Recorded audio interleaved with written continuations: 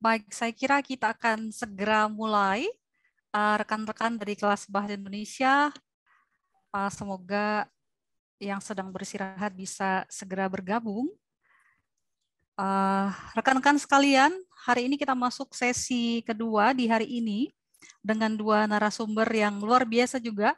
Dari tadi pagi kita disuguhkan dengan sesi yang luar biasa dan saya yakin sesi kedua ini juga tidak akan kalah luar biasanya.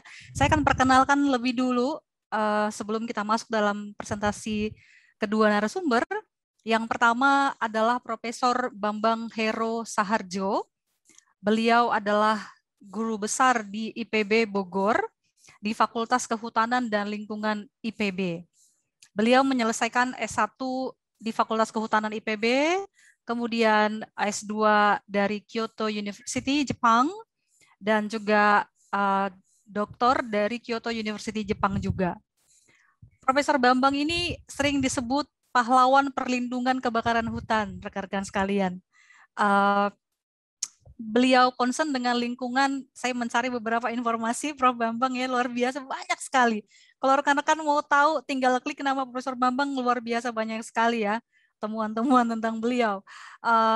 Dikatakan di sana beliau concern dengan lingkungan sejak tahun 2000-an, pernah menerima Canadian Forest Service Merit Award dari Canadian Forest Service Natural Resource Canada 2004.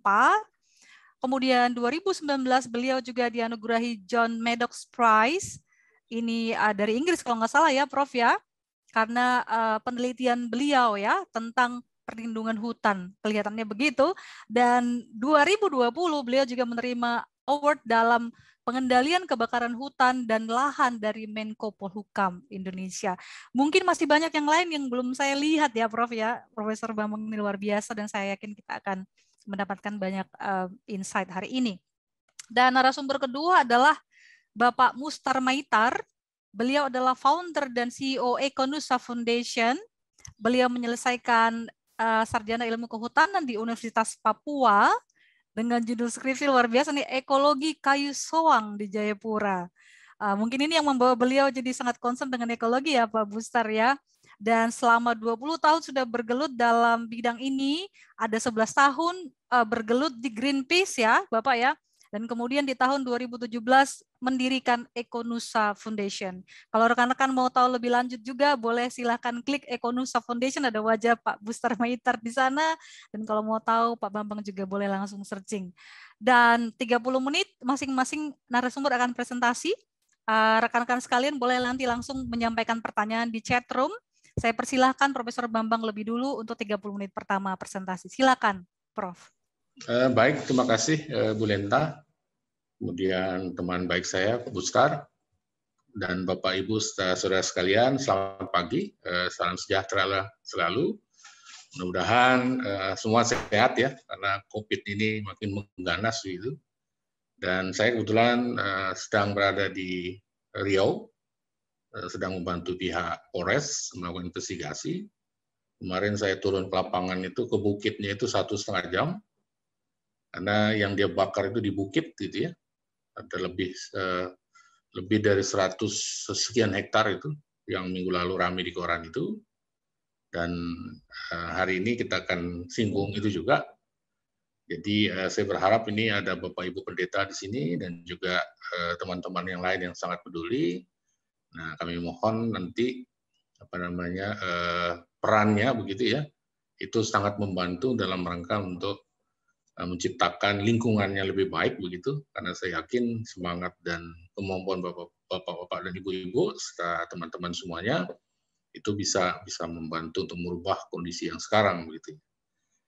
Izin saya akan gunakan share screen, mudah-mudahan dengan share screen ini bisa menambah keinginan bapak-bapak mungkin menjadi lebih bersemangat gitu ya.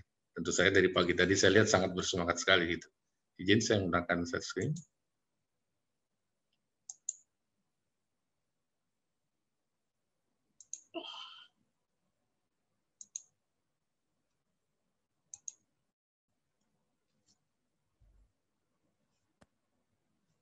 Nah, jadi sudah terlihat ya. Jadi saya beri judul yaitu tentang kewajiban menjaga dan melindungi sumber daya alam untuk kepentingan manusia dan lingkungan masa sekarang dan masa yang akan datang. Saya Bambang Heru dari Fakultas Hutan Lingkungan Institut Pertanian Bogor. Kalau kita melihat gambar ini, ya, ini semua tentu saja ciptaan Tuhan, ya, tentu saja sangat luar biasa, gitu ya. Saya lama di Jepang, hampir 6 tahun. Jadi kadang-kadang karena kita menikmati indahnya gitu ya, satu makanan dan sebagainya, kita enggan untuk memakannya. Begitu juga mestinya ya, ketika kita melihat gambar seperti ini, tentu saja ini prestasi yang luar biasa ya, yang seharusnya justru kita jaga dan kita lestarikan gitu ya. Nah, ini juga sama ya, hanya ini semua ada di Indonesia ya. Kita punya 17.000 pulau dan sebagainya, nanti saya ungkapkan. Begitu juga dengan beragam macam flora dan ini faunanya ada khas lagi-lagi di Indonesia seperti itu. Gitu ya. Kemarin juga saya temukan beberapa di lapangan dan sebagian juga sudah mengarang begitu ya, karena hangus terbakar api ya, suhunya tentu saja tinggi. Kemudian ini ya, sekali lagi ini adalah khas di Indonesia. Gitu ya. Jadi ini rahmat Tuhan yang diberikan kepada kita semua ya dengan satu amarat untuk menjaganya begitu ya, sehingga kita tidak kehilangan jati diri ya untuk disebut sebagai satu umat yang bertanggung jawab seperti itu. Kemudian bahkan ini saya ambil dari Google ya, hampir semua bagian di Indonesia itu ya ada 17.000 sekian itu punya flora dan fauna yang khas gitu ya. Nah ini kita lihat ya, begitu damainya mereka begitu ya, menikmati kondisi alam gitu ya. Ini dalam keadaan di mana hutan ya yang menjadi tempat berlindung mereka itu masih ada ya. Jadi mereka punya makanan khas mereka dari pohon tertentu, mulai dari bawah ya, di bawahnya ada mikroorganisme dan sebagainya dalam berbagai macam spesies gitu ya. Kemudian juga ada yang di daun, kemudian di batang dan sebagainya, mereka hidup dengan damai tentu saja. Ya, inilah sebetulnya salah satu yang kita idamkan. Bukan berarti kemudian kita tidak boleh memanfaatkan ini, ya tentu saja dengan tata cara yang legal dan sekali lagi berwawasan lingkungan gitu ya, tidak kemudian membabi buta nanti yang sama-sama kita lihat gitu ya. Nah ini sebagai gambaran saja ini ada sekitar 9.000 hampir 10.000 ya, jenis tumbuhan ya, di Kalimantan, bahkan hampir 9.000 ada di Sumatera begitu ya, dan beberapa yang jenis endemik begitu ya, dan kemudian persentasenya pun sungguh luar biasa ya, antara 43 sampai 53%. Kemudian itu yang flora. Kemudian yang faunanya pun misalnya di Kalimantan itu ada 7.683 spesies, di Sumatera itu ada sebanyak 4.500 spesies, dan ini tentu saja bukan berarti bahwa seluruh spesies itu sudah terungkap, belum. Jadi masih banyak juga yang masih ditemukan ya, yang tentu saja kita belum bisa kuak, sehingga itulah yang menjadi alasan kemudian ketika kita melakukan kegiatan itu harus betul-betul hati-hati, karena bukan tidak mungkin kemudian di wilayah-wilayah yang belum dibuka itu atau bahkan sudah terbuka itu justru disitulah tempat peluang untuk mendapatkan obat dan sebagainya ya, seperti yang kita ketahui beberapa spesies itu menghasilkan obat AIDS ya, HIV begitu ya. Kemudian ada beberapa juga jenis yang ada di gambut itu, dia bisa menghancurkan plastik yang sangat sukar begitu ya, dan tentu saja banyak yang lain yang perlu mendapat perhatian, sehingga sudah pada tempatnya kita untuk tetap menjaga komitmen untuk menjaga lingkungan tersebut. Dan ini beberapa spesies lain, misalnya yang sangat kaya ini yaitu meranti ya. Kaya yang saya sebut itu karena selain kaya memang diburu orang begitu karena harganya mahal, tetapi di sisi lain juga kaya masalah juga begitu, karena tadi orang dengan berbagai macam cara berupaya untuk mendapatkan itu gitu ya, apakah secara ilegal maupun ilegal quote unquote gitu ya. Dan kemudian ini yang saya temui nih kemarin, saya kebetulan ketemu Mas Bustar itu di Manokwari, salah satunya untuk bicara tentang ini juga seperti itu. Dan ini salah satu yang saya sampaikan tadi, misalnya justru LIPI itu menemukan ada burung buah jenis baru, misalnya di daerah Papua Barat, gitu ya. Nah ini baru tahun 2021 ini. Jadi peluang untuk mendapatkan ini bukan tidak mungkin itu terus didapatkan. Inilah sebetulnya kekayaan ya, alam kita yang harus kita jaga dan harus kita pelihara. Dan ini semua orang pasti kenal ya. Saya sudah berapa kali ke Papua, tidak bisa ke sini. Dan kemarin sempat terganggu juga ya ini karena ada kapal yang nyasar begitu yang merusak ya. Ya, ini Raja Ampat ya, mudah-mudahan nanti bisa terus kita pertahankan, karena saya yakin teman-teman di sana di bawah komando salah satunya Mas Bukhtar ini ya bisa mempertahankan kondisi ini dalam keadaan baik begitu, karena tentu saja ini untuk kepentingan kita semua.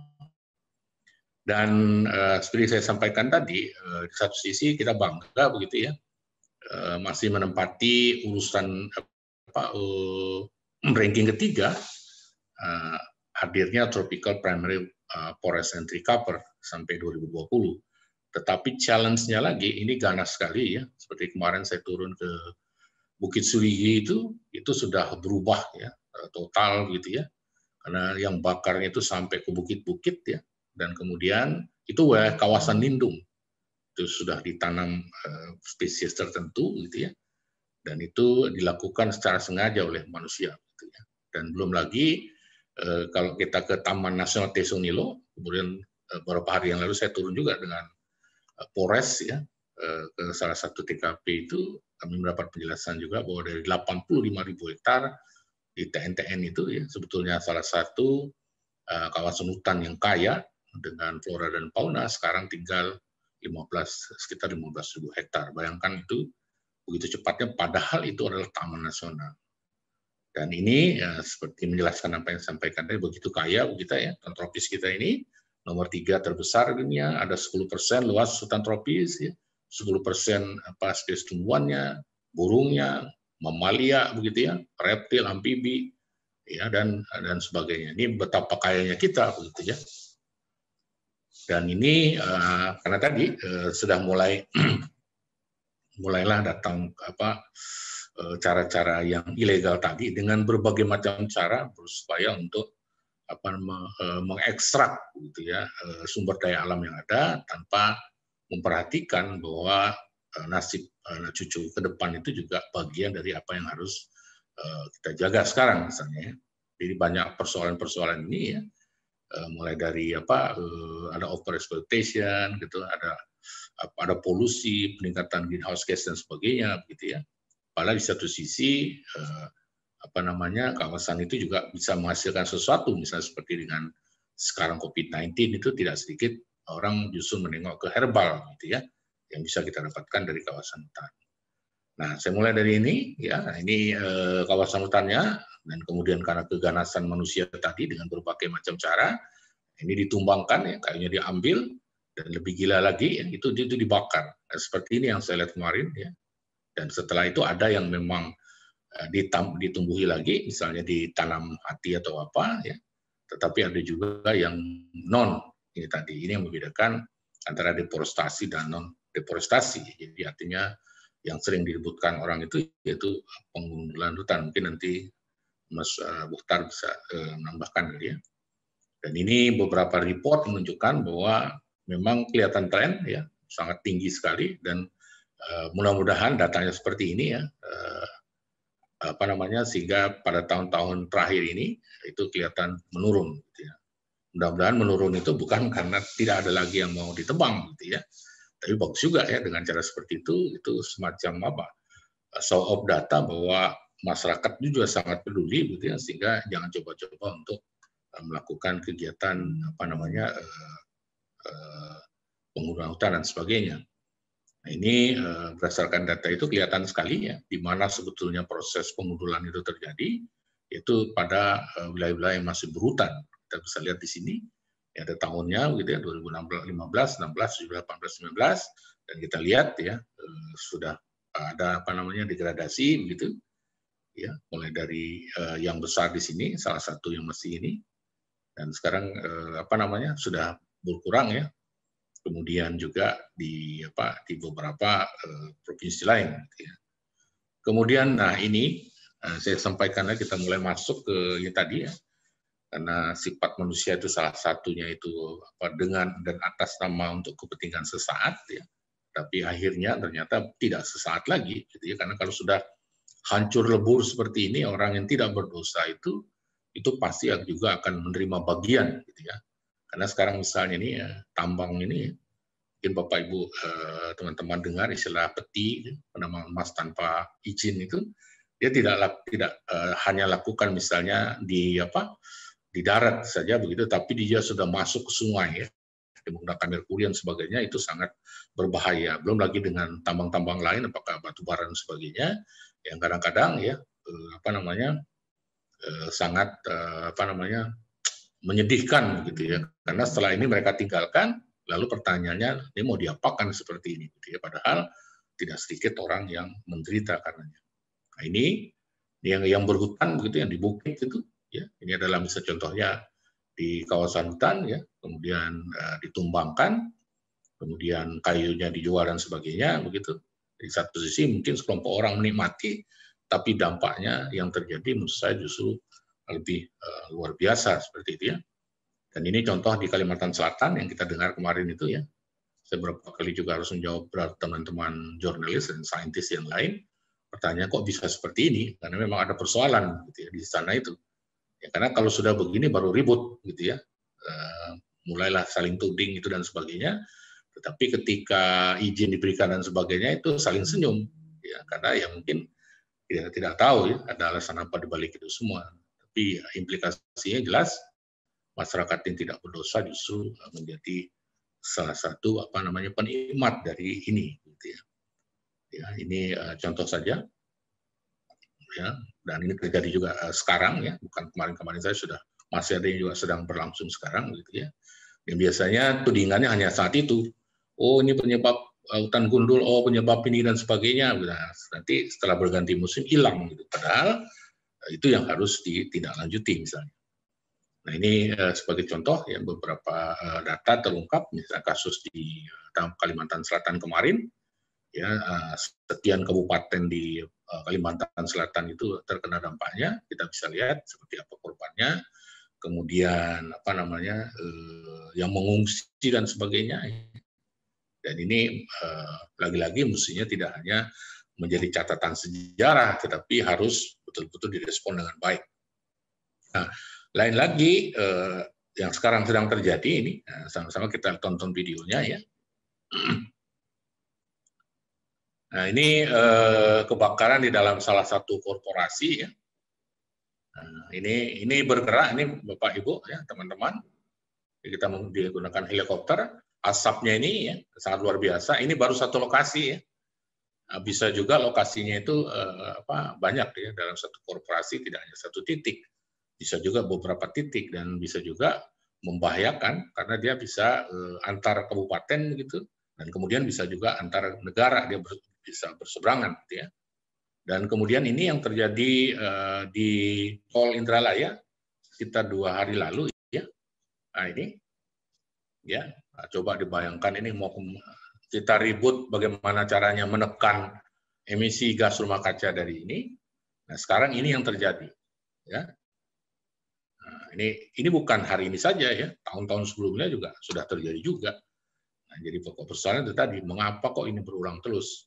Nah, disinilah saya pikir peluang dari pemimpin umat begitu ya, dan teman-teman yang sangat peduli lingkungan itu untuk kembali menyadarkan ya, kita berjuang bersama-sama untuk menyatakan bahwa yang seperti ini sebaiknya sudah ditinggalkan gitu, karena justru lebih banyak mudaratnya, artinya implikasi negatifnya daripada keuntungan, gitu kan.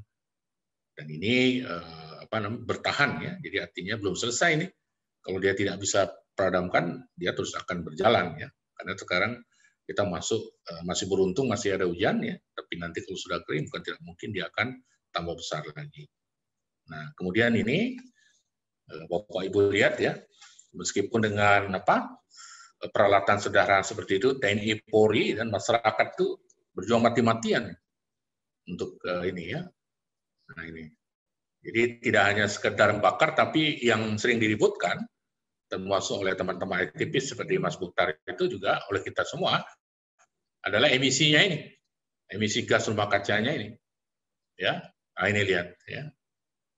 Nah, ini kejadian di Sumatera Selatan. Sekarang kalau kita bisa lihat hampir terjadi Sumatera, Kalimantan dan wilayah-wilayah lain ya terjadi, termasuk di Nusa Tenggara, gitu ya.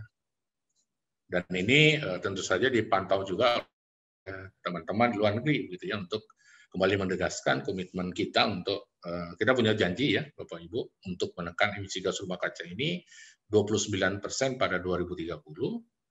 Itu dengan dia sendiri, tapi kalau dibantu itu maka targetnya itu menjadi 41%. Dan ini terjadi sebagai contoh saja ya di lapangan ini, yang realnya ini adalah korporasi ya, dalam waktu 2 bulan lebih 3.000 hektar itu terbakar ini gambut gitu ya, kerugiannya 1,2 triliun yang ini sekarang sedang digugat gitu ya di Kalimantan Tengah. Kemudian, nah ini Bapak Ibu bisa lihat ya, lalu mau jadi apa ini ya? Karena sudah begitu dia berhubungan dengan gambut, dia harusnya mengerti gitu ya, bagaimana memanage itu. Ya. Kalau tidak, maka tadi saya sampaikan banyak persoalan yang muncul ya, mulai dari kebakaran tadi dan sampai kepada tanaman yang dihasilkan ini tidak akan menghasilkan apa-apa. Ini ya sama hancur lebur begitu. Dan ini bukan lagi cerita ya, karena data dan fakta itu menunjukkan ya, memang 2015 itu sekitar 2,6 mulai turun gitu. Nah, 2019 itu sempat naik lagi, 2020 turun. Nah, kita berharap di 2021-nya juga turun. Ini mungkin karena Tuhan kasihan sama kita ya, dikasih banyak hujan. Tapi kembali lagi mengingatkan bahwa kita tidak bisa hanya menggantungkan pada institusi negara saja, tapi kita juga mestinya bagian dari upaya solusi. Dan ini yang sempat dikagetkan, saya hadir di COP di Spanyol ya, Vice Presiden Amerika Al Gore bilang bahwa hati-hati Indonesia, artinya pada saat itu meskipun kebakaran Anda itu hanya 1,6 juta hektar 2019 dibandingkan dengan 2015 itu sekitar 2,6 juta hektar, tapi emisi gas rumah kaca di tempat Anda itu ini 2015, ini 2016 itu sudah mendekati. Karena apa? Karena terbakar itu gambut. Jadi gambut itu adalah tumpukan biomasa sekian ribu tahun yang lalu. Ya. Jadi itu bukan tanah, gitu ya, tumpukan biomasa harus dikawal, dijaga sesuai dengan habitatnya seperti itu dengan dibasahi. Jadi tidak bisa lagi tutup atau gimana ya, karena sekali lagi itu akan terbuka semua. Nah, ini contohnya di gambutnya, ya, kemudian dibakar, ya, dan ini permukaan gambutnya ini turun, ya. Ini hasil dengan tentunya permukaan itu. Nah, ini yang digugat begitu ya. Karena apa? Karena dengan terbakar 10 cm saja untuk memulihkan itu bisa puluhan tahun.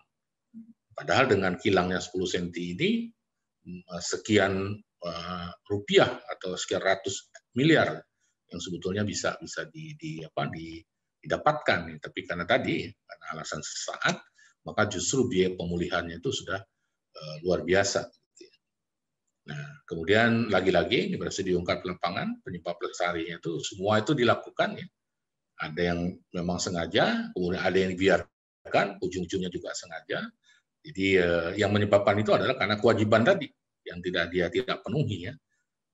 Kemudian padahal semua ini adalah kewajiban ketika dia akan melakukan aktivitas itu, dia punya kewajiban, tapi sekali lagi kewajiban ini tidak dipenuhi sehingga di balik memang ada alasan tertentu, tapi ada juga yang memang sengaja. Ya. Kemudian akhirnya karena sarprasnya terbatas, lokasi kebakarannya sulit dijangkau, ya, dan kemudian akhirnya ketika kebakaran seperti Bapak, Ibu, dan teman-teman lihat tadi tidak di lokasi satu, ya, akhirnya terjadi di beberapa lokasi. Nah ini mulailah timbul persoalan tadi, ya, dan ketika terbakar. Nah, jadi meskipun berhasil dipadamkan, saya juga mengatakan bahwa itu adalah keberhasilan semu.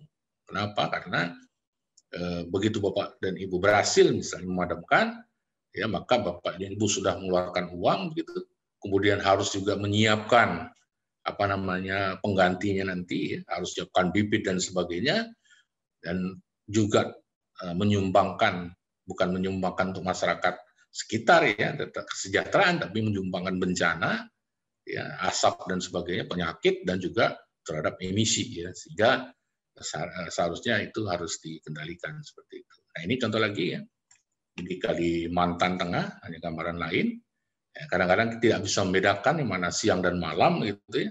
Nah, hasilnya ini, kami dengan beberapa universitas di Amerika berhasil mengungkap fakta baru di sana. Jadi dari asap gambut yang terbakar itu ada sekitar 90 gas dan lebih dari 50% gas itu beracun. Ya, kita mengenal misalnya yang Bapak Ibu mungkin hafal seperti hidrogen cyanida gitu ya. Kemudian ada furan ya. Furan ini kalau dihisap ibu yang sedang hamil itu anaknya bisa cacat. Nah, pertanyaannya apakah ini yang akan kita biarkan terus? Tentu saja tidak seharusnya. Ya, ini beberapa gambaran saja. Yang terakhir, sebagai kesimpulan yang pertama itu adalah pemanfaatan dan pengelolaan sumber daya alam hendaknya mengikuti kaidah yang berlaku dan dilakukan dengan yang sesungguhnya. Ya, jadi kalau memang misalnya gambut misalnya harus kedalamannya kurang dari 3 meter, ya lakukan itu. Karena banyak fakta di lapangan ditulisnya 1,5 meter, tapi faktanya 7-8. Ada bedanya Pak? Ada. Karena ketika dia lebih dari 3 meter, maka dia itu harus dikonservasi. Kan dua hal yang berbeda itu. Dan kemudian ketika dia miss melakukan itu, maka akan timbul negatif. Ya. Dan yang terdampak itu tidak hanya di lokasi itu, tapi juga ekosistem yang ada di sana, termasuk masyarakat yang sekitar di sana itu harus menerima dampaknya. Kemudian memang kecuali asap ya ada beberapa yang aktivitas atau kegiatan yang dirusak tadi ada yang tidak dirasakan langsung ya, tetapi beberapa waktu kemudian mungkin Bapak Ibu teman-teman lihat itu banjir itu ya, dan itu sebetulnya adalah satu akumulasi dari kegiatan-kegiatan yang dilakukan sebelumnya. Kemudian pengelolaan sumber daya alam hendaknya tidak dilakukan dengan coba-coba atau bahkan mengada-ada. Karena dampak negatifnya bisa mengganggu kehidupan manusia dan lingkungan yang berlanjut hingga pada masa yang akan datang. Itu yang saya sebutkan di awal tadi. Apa yang kita lakukan sekarang itu akan dinikmati oleh keturunan kita nantinya. Bukan tidak mungkin nanti mereka komplain, gitu ya, karena kita dianggap sebagai manusia yang tidak bertanggung jawab dan sebagainya. Ya, nah sementara masyarakat yang tidak melakukan itu yang sering terjadi dampak. Saya bisa ingat ya, kasus beberapa tahun lalu di Riau. Jadi ada bapak itu yang memanggul anaknya itu meninggal di pelukan bapaknya. Itu sekitar tahun 2015, anak itu SMA kelas 3, dan dia tidak bisa melanjutkan itu karena anaknya juga kata bapaknya, mestinya saya yang meninggal bukan kamu. Setelah dicek ternyata memang itu adalah kekurangan oksigen seperti itu. Nah sudah seperti ini kata bapaknya, siapa yang bertanggung jawab? Kan tidak ada, semua tinggal cerita saja. Kami keluarga yang menderita seperti itu. Jadi mudah-mudahan itu cerita terakhir ya, tidak harapkan sebenarnya karena tadi masyarakat itu berhak untuk mendapatkan lingkungan yang baik dan dijamin oleh undang. Itu saja apa yang saya sampaikan. Terima kasih. Selamat pagi. Terima kasih, Prof. Sebenarnya masih ada 5 menit, tapi mungkin nanti di diskusi akan lebih hangat lagi. Rekan-rekan boleh silahkan menuliskan pertanyaan atau tanggapan kepada Prof. Bambang di room chat, dan kita masuk ke narasumber yang kedua. Silahkan Bapak Bustar. Baik, terima kasih Ibu. Saya buka video saya. Baik, terima kasih Ibu Lenta dan juga teman-teman STT seluruh Indonesia. Senang sekali bisa ikut ambil bagian dalam membagi pengetahuan dan pengalaman terkait masalah lingkungan ini. Saya dengan Prof. Bambang sudah lama kenal, waktu saya di Greenpeace biasanya kami ekspos kasus, Mas Bambang yang kemudian jadi turun untuk menyelidiki gitu. Jadi kalau kasusnya nggak maju-maju, kemudian saya kebetulan waktu lead kampanye Greenpeace, kami ribut supaya kasusnya maju gitu. Jadi banyak saling bekerja sama untuk mengungkap kasus-kasus besar terutama di Sumatera dan Kalimantan terkait dengan pembakaran hutan yang sudah berpuluh-puluh tahun terjadi dan tidak pernah selesai di Indonesia. Jadi itu juga menjadi pertanyaan besar juga buat kita, kok tidak pernah selesai. Baik, teman-teman semua, saya akan share screen. Oke. Mungkin boleh di granted ke saya untuk share screen. Sudah disetting bisa, Pak? Oh ya, oke. Ini baru. Jadi mungkin berbeda sedikit dengan Prof. Bambang karena saya lebih aktivis, Mas Bambang akademisi. Jadi Mas Bambang lebih lincah lah gimana membagi pengetahuan untuk teman-teman mahasiswa yang ada di sini. Saya mungkin akan lebih sporadik dan kasus per kasus. Baik, teman-teman sekalian, saya sekarang lagi di Papua di Manokwari. Saya diminta oleh Ibu Lenta untuk sharing sedikit terkait visi teologi di Indonesia Timur. Jadi saya mulai dengan sesuai dengan tema yang dimintakan, ya. Dan saya pikir ini bukan hal yang baru buat teman-teman semua di sini.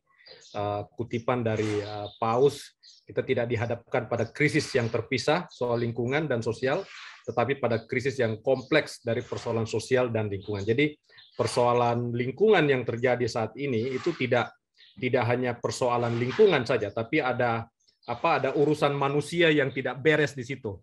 Dan saya pikir ini juga tepat buat teman-teman teologi, sekolah teologi di sini, karena saya yakin dan percaya teman-teman dari sekolah teologi punya urusan banyak bagaimana memfikskan manusia yang kurang fix itu. karena yang membakar hutan itu kalau kadang dibilang wah ini terbakar sendiri atau cuaca panas atau El Nino seperti tadi yang Mas Bambang sampaikan, itu tidak seperti itu kejadiannya. Ada yang bakar itu ada yang bakar, dan kadang-kadang yang membakar itu juga ya mohon maaf itu orang-orang yang punya uang, yang kadang-kadang menyumbang untuk masjid, menyumbang untuk gereja juga gitu. Jadi ini harus dibantu, kita harus dibantu ini. Saya, Mas Bambang harus dibantu juga oleh teman-teman sekolah teologi untuk bagaimana menyadarkan bahwa krisis ini tidak hanya krisis lingkungan, itu tidak hanya karena kayunya terbakar sendiri, itu ada orang yang bakar itu. Dan yang bakar itu mendapatkan keuntungan yang luar biasa, dan bahkan ada yang sudah didenda dan lain sebagainya, tapi tetap saja dibebaskan atau dilindungi oleh orang-orang yang tadi saya bilang yang kadang nyumbang buat masjid, nyumbang buat gereja, rumah ibadah gitu. Jadi ini kalau saya senang sekali karena bisa saling sinergi membantu itu. 2 bulan lalu saya dan Pak Bambang juga kebetulan kami berdua ini tergabung dalam steering committee Rainforest Interfaith, ya. Jadi kami punya kumpulan bagaimana lintas agama dan kepercayaan itu bisa saling bahu membahu untuk melindungi hutan kita gitu. Dan saya dan Pak Bambang di situ sebagai steering committee juga bersama beberapa kawan dari PGI dan juga dari KWI dan Muhammadiyah dan Nahdlatul Ulama. Sedikit mungkin terkait dengan Ekonusa, jadi kami fokus di Indonesia Timur. Setelah hampir 11 tahun saya bekerja buat Greenpeace, mendirikan Greenpeace di Indonesia. Lebih banyak mengurus Sumatera dan Kalimantan. Saya pikir saatnya buat saya untuk pulang kampung lagi. Kebetulan saya lahir dan besar di tanah Papua, di Jayapura, untuk ngurus kampung, karena ini adalah pertahanan kita yang terakhir. Gitu, pertahanan kita yang terakhir. Tadi sebelum acara dimulai saya sedikit bercanda ke Mas Bambang, saya bilang hutan Riau itu tinggal tunggu waktu saja. Mas Bambang bilang sudah habis sebenarnya gitu. Jadi 2016 saya memutuskan untuk kembali ke Indonesia Timur dan mendirikan Yayasan Ekonusa karena saya berpikir bahwa saya mau menghabiskan umur saya untuk menyelamatkan yang tersisa, dan syukur juga bersama Mas Bambang dan juga teman-teman di PGI KWI kami membentuk Interfaith Rainforest Protection itu gitu. Jadi kami fokus Maluku dan Papua untuk fasilitasi para pihak, kemudian mempromosikan praktek-praktek praktek-praktek terbaik dari masyarakat, kemudian peningkatan kapasitas masyarakat, dan juga mendorong partisipasi kaum muda dan perempuan, terutama di tanah Papua dan Maluku Utara. Kami punya beberapa program sebenarnya yang terkait dengan anak-anak muda, School of Eco-Diplomacy, Ilmuwan Muda Papua, Penjaga Laut, dan juga ini sedang kita diskusikan juga dengan teman-teman di Papua Barat untuk membangun kurikulum sekolah minggu. Jadi kurikulum mengajar guru-guru sekolah minggu untuk pendidikan lingkungan gitu. Jadi ini sedang kita diskusikan. Jadi karena saya percaya pendidikan dini itu menjadi sangat penting, dan guru-guru sekolah minggu itu menjadi ujung tombak utama, terutama kita di Indonesia Timur yang mayoritas Kristen dan Katolik. Kemudian kami juga punya program untuk mengembangkan pengelolaan sumber daya alam berbasis masyarakat, kemudian sekolah transformasi sosial bekerja dengan kampung-kampung di timur Indonesia. Nah, ini mungkin tadi Mas Bambang menyampaikan secara general dan juga ada spesifik kasus di Riau. Tapi di September 2015 ini adalah salah satu kegilaan kebakaran hutan yang terjadi di Indonesia. Jadi kebakaran hutan ini terjadi sudah berpuluh-puluh tahun dan tidak pernah selesai. Salah satu puncaknya itu terjadi di 2015, dan ini adalah data hotspot atau titik panas yang terjadi di Indonesia, terutama dalam gambar ini Sulawesi, Kalimantan, Sumatera, dan Jawa, hampir semuanya merah, gitu. Hampir semuanya merah, dan kemudian itu diperparah lagi dengan asap yang kemudian menyebar kemana-mana. Ketika 2015 itu bahkan saya waktu itu masih di Greenpeace, kami meminta kepada Presiden untuk segera mengungsikan masyarakat kita yang ada di Kalimantan dan Sumatera. Karena Anda bayangkan Anda dalam ruangan kaca, kemudian itu dipenuhi asap rokok gitu. Dan itulah yang terjadi di Sumatera, Kalimantan ketika itu. Bahkan di Papua yang kebakaran hutannya itu masih belum terlalu banyak, itu banyak sekali hotspot gitu. Nah, kebakaran hutan ini terjadi terus-menerus karena kebakaran hutan ini membakar itu adalah cara yang paling mudah, paling murah, dan paling cepat untuk membersihkan lahan, ya, untuk membersihkan lahan. Kadang yang ditangkap ya masyarakat kecil dan lain sebagainya. Pak Bambang punya pengalaman panjang lah terkait itu. Tapi sebenarnya di balik itu semua, itu perusahaan-perusahaan besar yang mengontrol pembakaran itu terjadi. Saya menyebutnya pembakarannya, bukan kebakaran. Gitu. Jadi hampir semua merah, dan inilah tadi yang disampaikan oleh Prof. Bambang, bahwa kenapa Indonesia menjadi salah satu pengemisi gas rumah kaca terbesar di dunia, terutama dari sektor lahan. Gitu. Nah, ini adalah foto satelit yang diambil oleh NASA, ya, yang menunjukkan bagaimana asap dari Indonesia itu menyebar kemana-mana, ya, bahkan dari luar angkasa itu bisa terlihat dengan jelas kebakaran hutan yang terjadi di Indonesia waktu itu, di Kepulauan Indonesia, termasuk sebenarnya di Malaysia, yang ditujukan untuk membuka lahan untuk perkebunan kelapa sawit sebagian besar, ya, perkebunan kelapa sawit, dan juga untuk perkebunan hutan tanaman industri gitu. Jadi sebenarnya kalau misalnya kita bilang kelapa sawit berkontribusi terhadap kerusakan hutan, ya benar gitu, bahwa kelapa sawit juga berkontribusi terhadap perekonomian Indonesia, ya itu betul juga gitu. Tapi yang kita pengen lihat adalah bagaimana pengembangan kelapa sawit itu bisa memberikan dampak baik, tetapi tidak memberikan dampak kerusakan lingkungan dalam jangka panjang, ya, dalam jangka panjang. Dan ini hampir sebagian besar terjadi di kawasan gambut yang menyimpan karbon itu besar, dan itu kalau dilepaskan itu akan berdampak signifikan terhadap iklim kita. Nah, di sektor yang lain our ocean is dying, ya. Jadi 25% emisi gas rumah kaca global itu dihasilkan dari pembukaan lahan, ya, tidak hanya dari Indonesia, dari seluruh dunia, ya, gitu. Dan itu berakibat juga pada laut kita, gitu. Jadi karena pemanasan global, kemudian air laut juga semakin panas, kemudian menyebabkan karang-karang kita menjadi mati. Jadi kalau misalnya ada kawan-kawan di sini yang suka snorkeling atau menyelam, melihat karang yang putih-putih itu bukan karena karangnya warnanya putih bagus, putih bersih, enggak, itu mati, itu karangnya mati, ya. Dan lama-lama kemudian itu yang disebut bleaching, dan lama-lama kemudian menjadi mati karangnya. Nah, artinya apa? Artinya kalau karangnya mati, ini laut kita juga sudah tidak bisa menghasilkan sumber protein utama kita dari hasil laut, gitu. Artinya kerusakan lingkungan, pemanasan global yang terjadi saat ini itu secara sistematis membunuh kita perlahan-lahan, ya, perlahan-lahan. Bahkan ada yang mungkin sudah mati karena perubahan iklim itu, ya, gitu. Nah, our food production also collapse, gitu.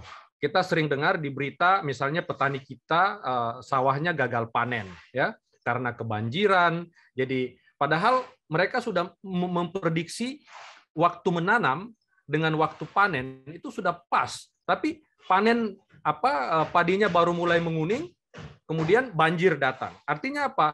Artinya sistem iklim kita itu sudah sangat susah diprediksi oleh petani dan nelayan kita, dan itu mengakibatkan produksi makanan kita itu menjadi semakin menurun, gitu. Dan itulah kemudian yang direspon oleh pemerintah, misalnya dengan membuka food estate. Jadi sekarang ini program food estate itu di mana-mana, gitu. Padahal sebenarnya yang harus dilakukan adalah bagaimana kita bersama-sama menurunkan emisi gas rumah kaca supaya kita lebih bisa beradaptasi dengan iklim, bukan lagi bikin food estate yang ratusan ribu hektar, misalnya di Merauke, kemudian menebangi hutan seluas-luasnya, padahal yang terjadi adalah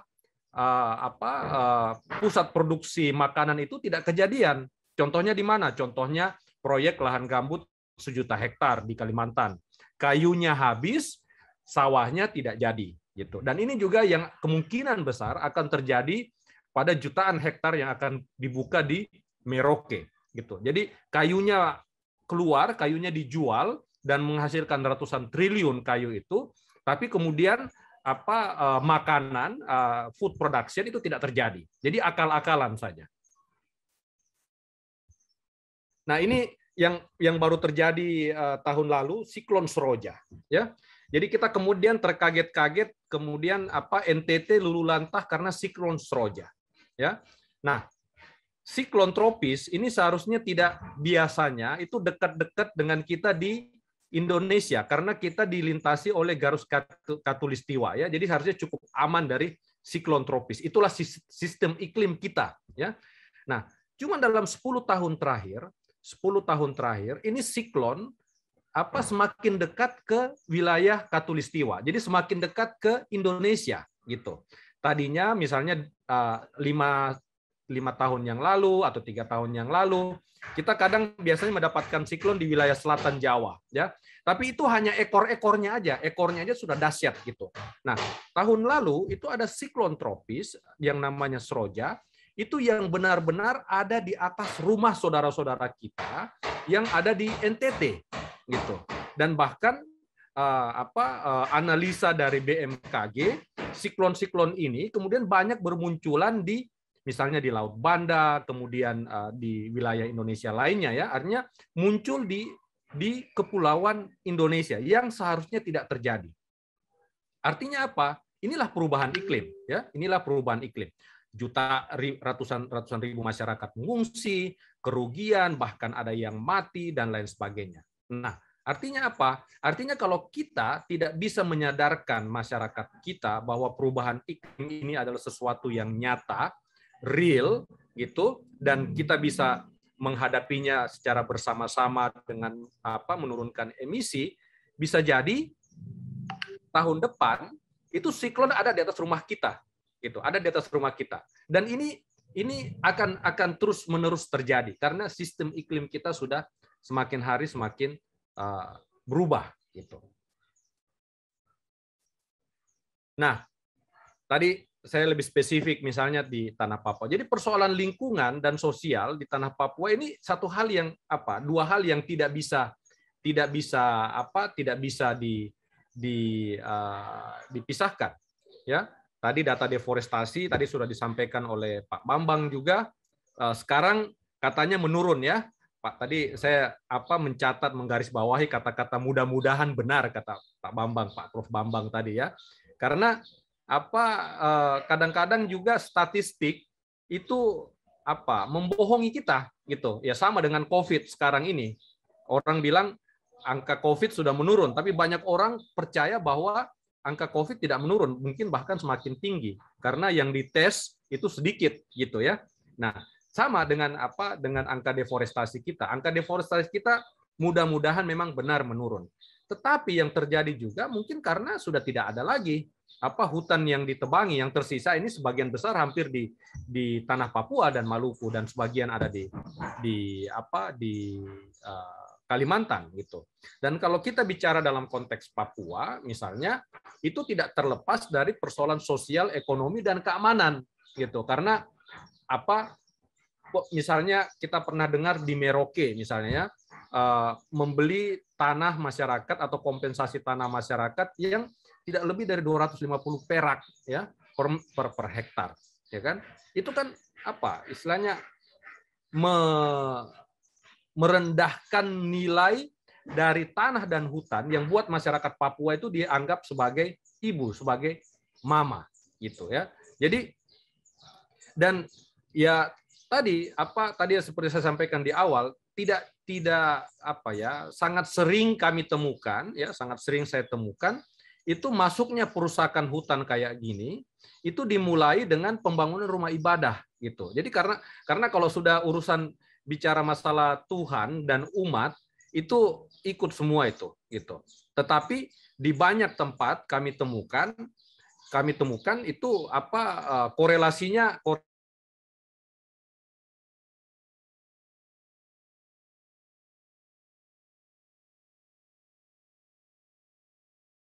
Koneksi Pak Bustar kayak Lenta atau? Ya, kelihatannya beliau mengalami gangguan sinyal.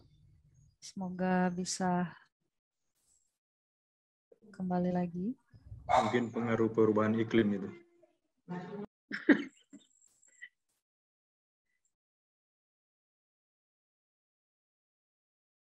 Perubahan iklim juga mempengaruhi koneksi internet ya, Pak.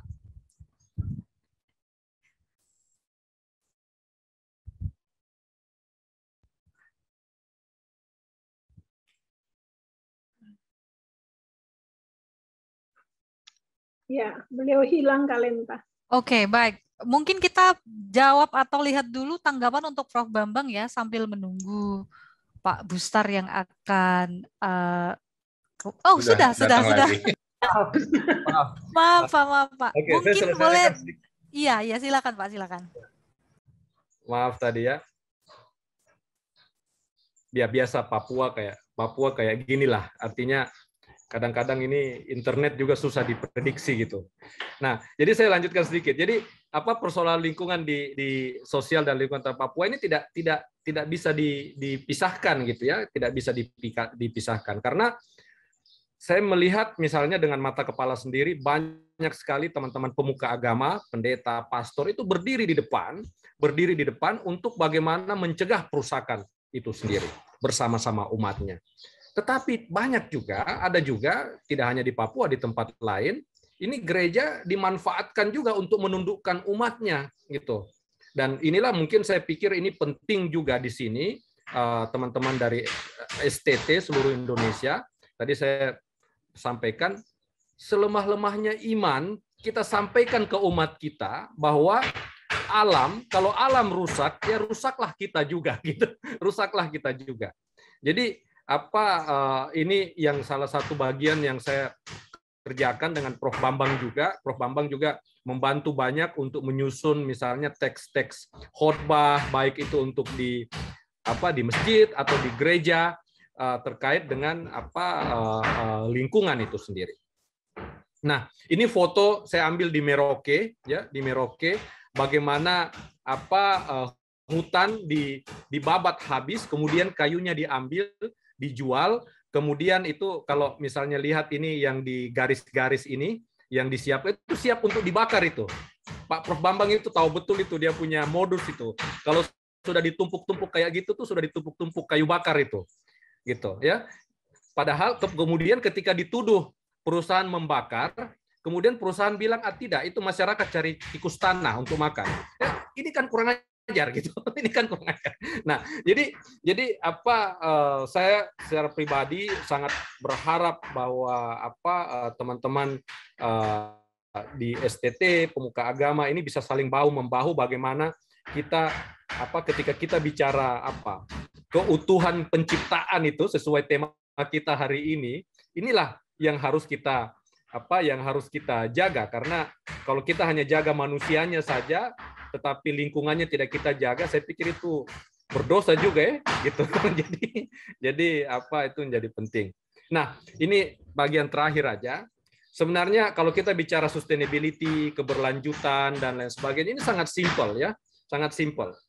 Makan sebelum lapar, berhenti sebelum kenyang. Ya kan, itu kan Tuhan Yesus ajar kita sudah dari dulu itu begitu, ya toh. Kalau sudah lapar ya sudah makanlah.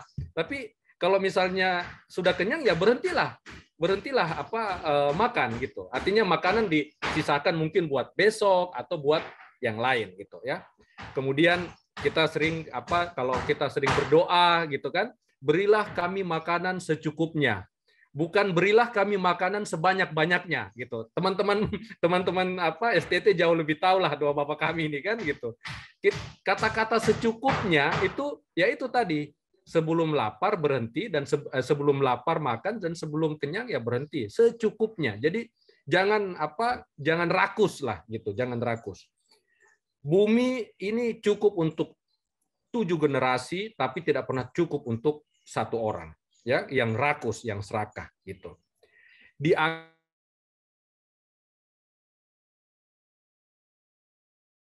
agama kita, karena saya tinggal dan hidup besar di tanah Papua, punya banyak teman yang Kristen Katolik, itu doa Bapa kami itu sudah sangat jelas. Adat juga diajarkan begitu ya, secukupnya. Jadi sebenarnya itu sudah ada di ajaran kita, tinggal bagaimana kita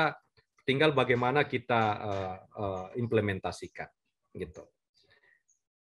Ini saya sedikit pertobatan ekologis lagi-lagi dari Pak Paus gitu, saya pikir semua sudah tahu lah ini. Dan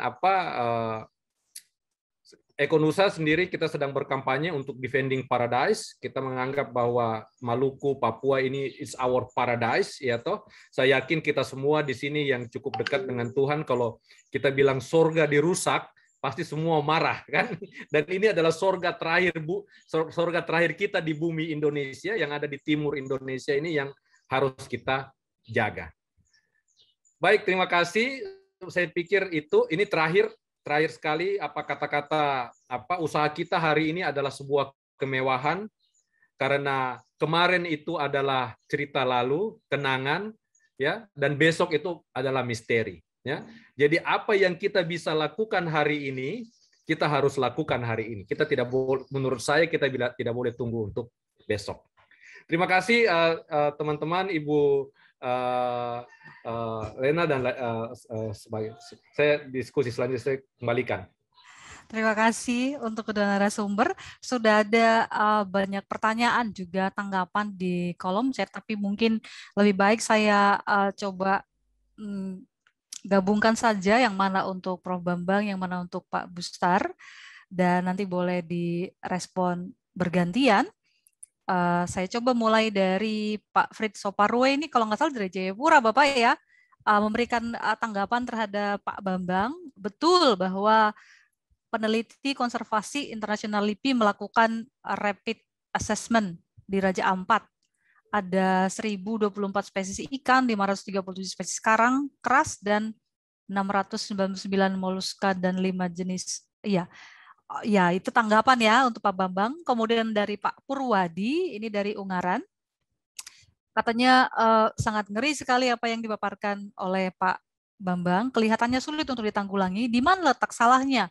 Pemerintah kah? Perusahaan yang mengambil keuntungan kah? Mungkin tadi sudah disinggung sedikit ya untuk Prof. Bambang ya. Kemudian bisakah kerusakan lingkungan itu dikembalikan atau dibiarkan saja? Siapa yang bertanggung jawab kemudian? Dan bagaimana peran agama dalam hal ini?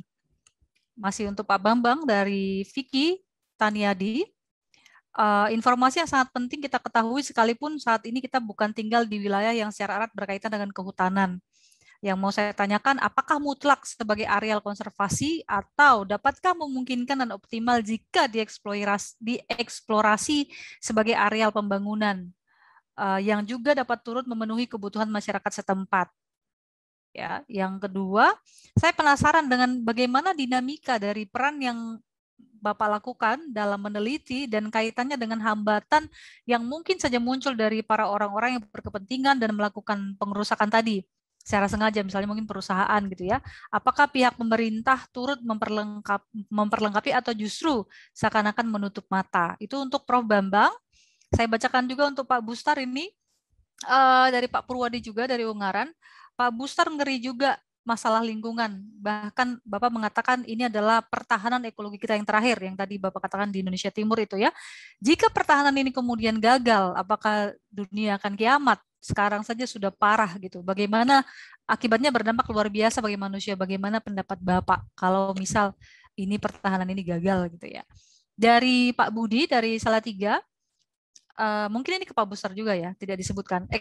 Eksplorasi besar-besaran tambang nikel di Kabupaten Morowali dan Morowali Utara sepertinya mulai menunjukkan hasilnya. Pada satu sisi keuntungan finansial di pihak pemerintah dan korporasi, tetapi pada sisi lain terjadi terganggunya ekosistem, perubahan iklim, merosotnya cadangan air tanah, dan banjir bandang yang harus ditanggung oleh masyarakat.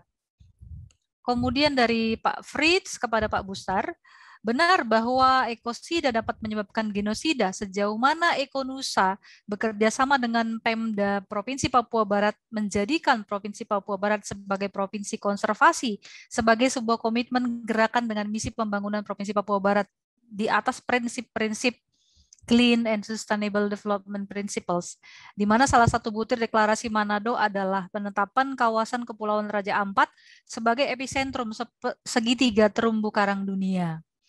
Dan ini untuk kedua narasumber dari Gusti Putu Sulvia dari Jogja ini ya.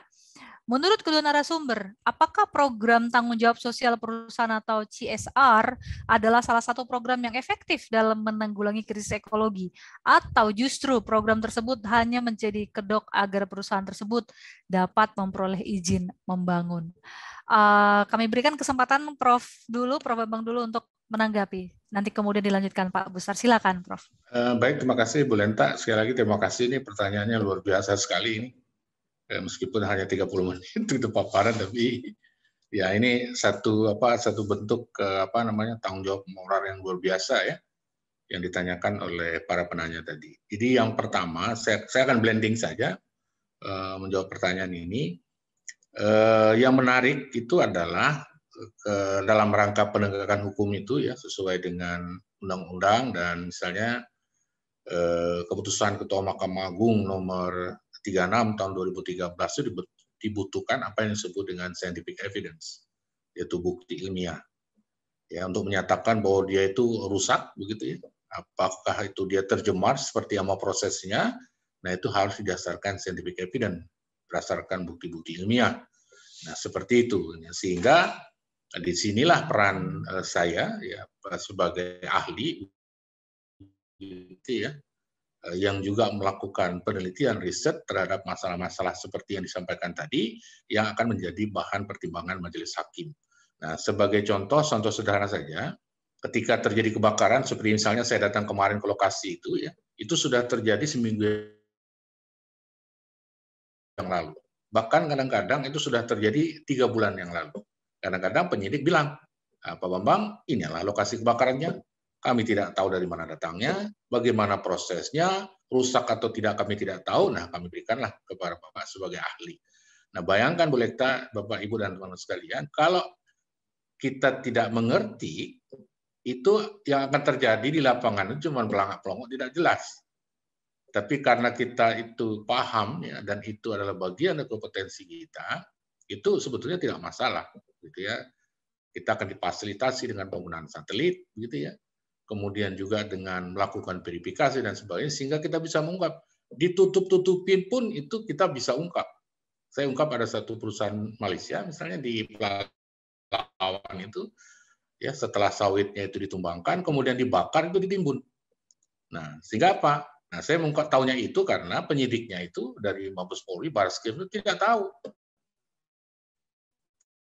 Rob, ini katanya kebakaran, tapi di lapangan tidak kita temukan karena semua itu rata.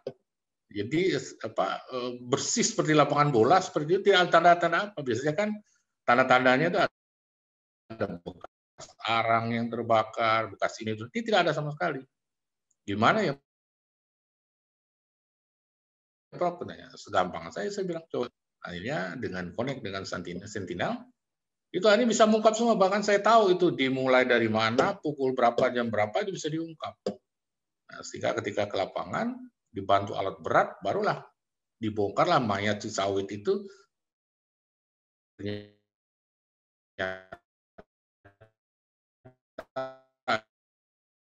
ada di bawah gambut itu. Nah, disitulah perlunya.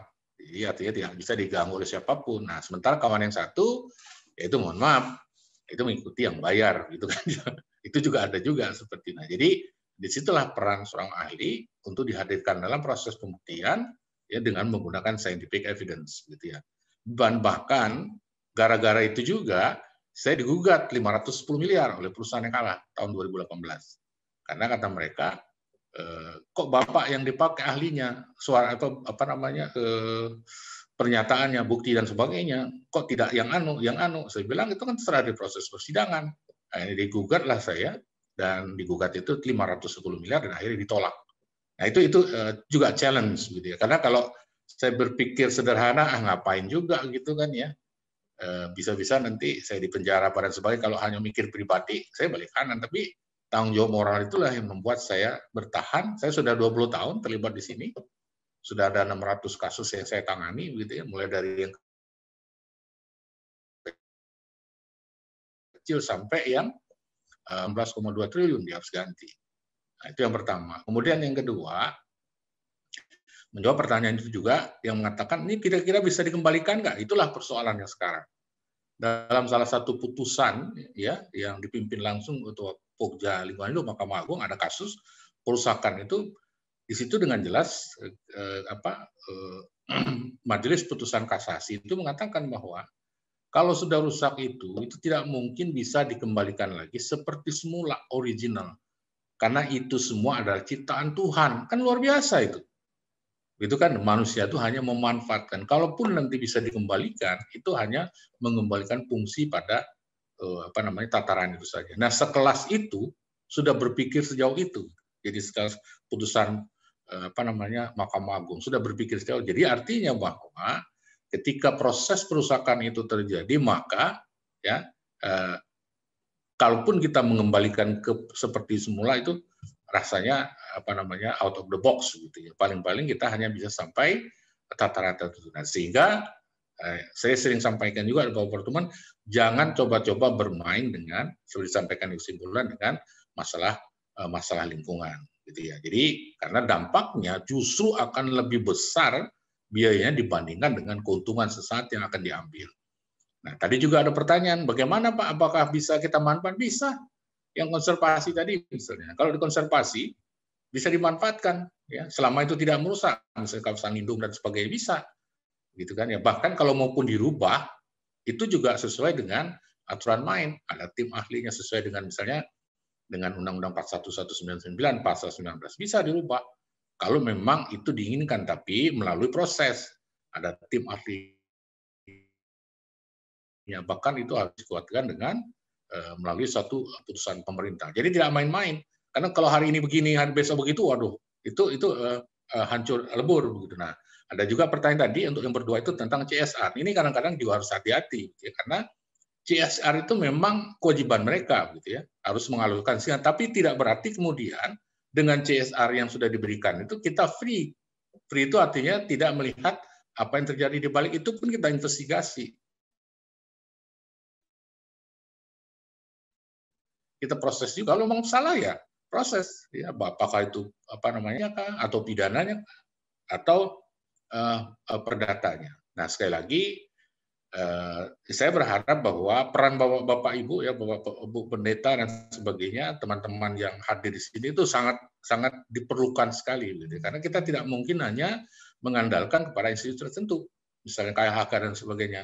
Suara Bapak Ibu itu juga saya yakin pasti didengar, begitu kan?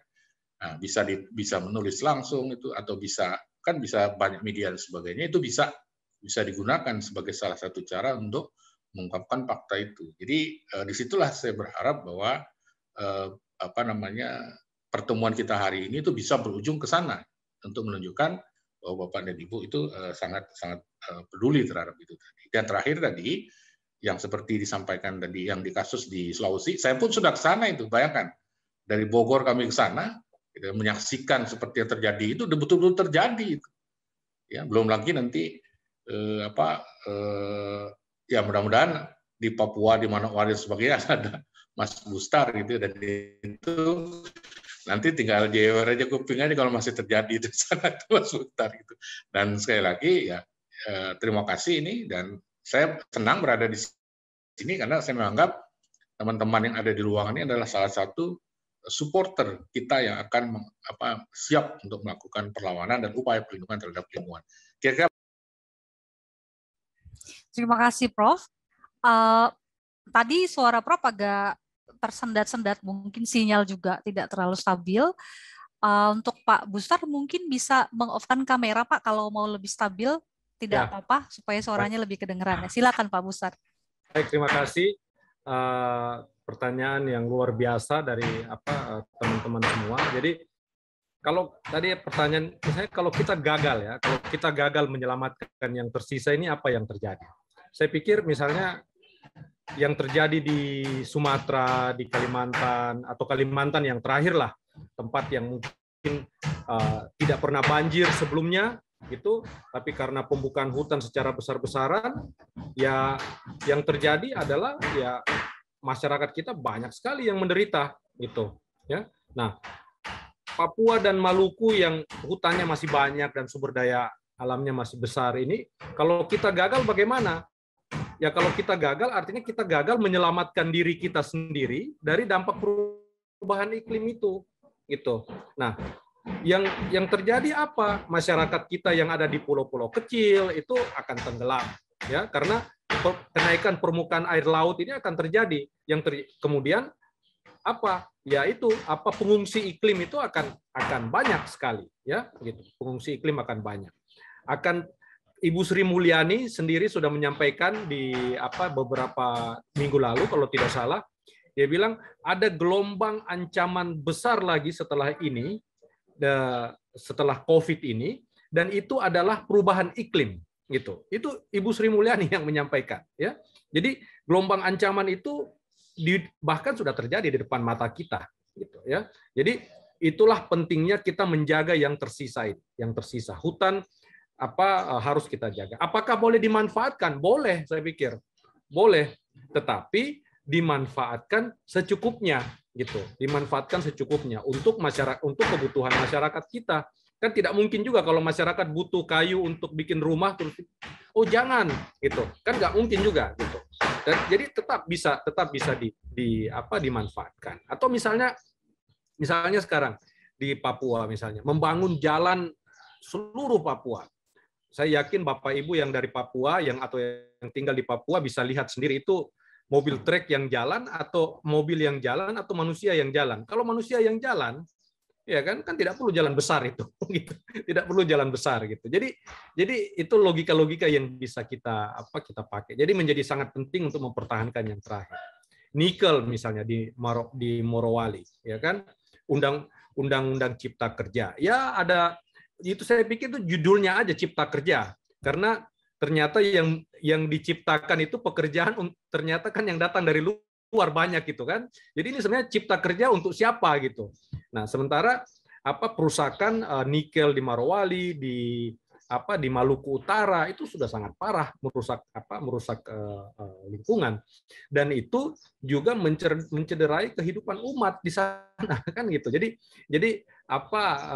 mau menguras sebanyak-banyaknya. Kemudian juga CSR tadi saya pikir sudah disampaikan oleh Prof. Bambang gitu ya. Karena banyak sekali program-program CSR ini ya, sorry to say ya, ini yang melalui kelompok-kelompok keagamaan, masjid, gereja, apa semua, dan kemudian merasa bahwa kalau CSR sudah jalan, itu kemudian dosa-dosa dia yang terkait perusakan alam itu sudah diampuni semua itu. Padahal yang dikasih mungkin cuma satu gedung gereja atau satu gedung masjid misalnya, tapi yang diambil luar biasa. Gitu, tidak sepadan dengan apa yang diberikan, Jadi tadi seperti Prof. Bambang sampaikan, ya CSR itu diwajibkan oleh undang-undang, harus, tetapi dia tidak boleh juga menghilangkan tanggung jawab dia untuk menjaga lingkungan. Atau apalagi misalnya CSR dipakai untuk ngeles gitu, untuk tidak bertanggung jawab. Itu kan banyak, tadi saya bilang ada juga perusahaan HTI di Sumatera sana yang kertasnya dipakai untuk bikin Al-Qur'an gitu kan. Dipikir kemudian dosanya habis, tidak. Jadi harus hati-hati gitu, harus sangat hati-hati.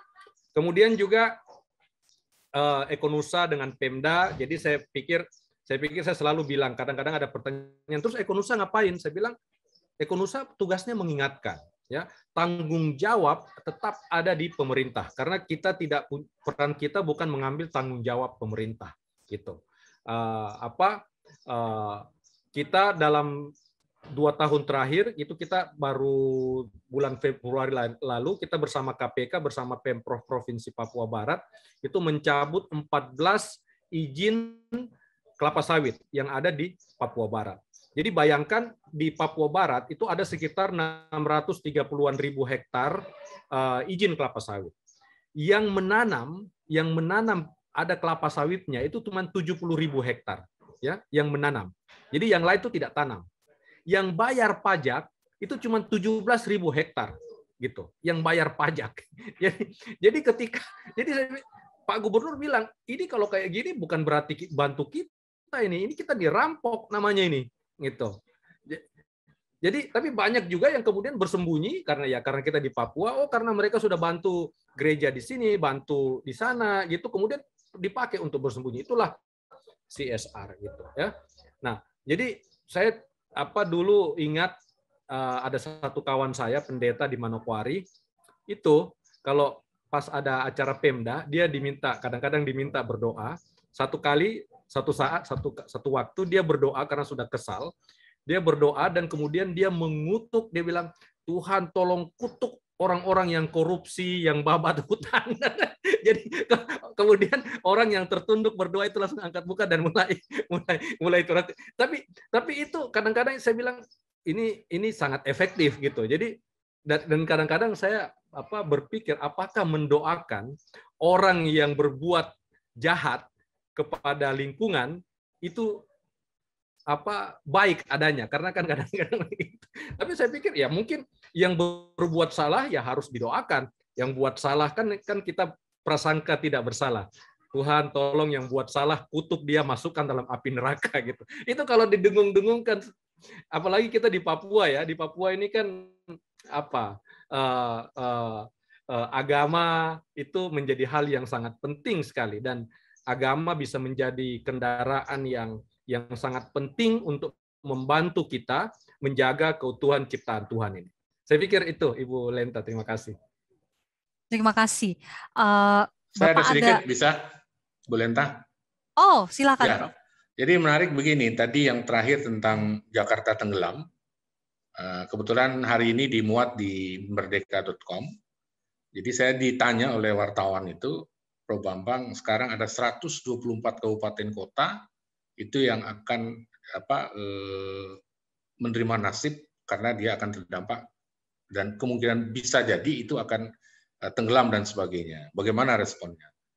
Nah, ini juga salah satu pernyataan yang dikeluarkan oleh Joe Biden, Presiden Amerika Serikat, berdasarkan data yang dikeluarkan oleh Badan Angkasa Amerika, NASA. Kami sedang bekerja sama juga dengan mereka untuk kasus karhutla.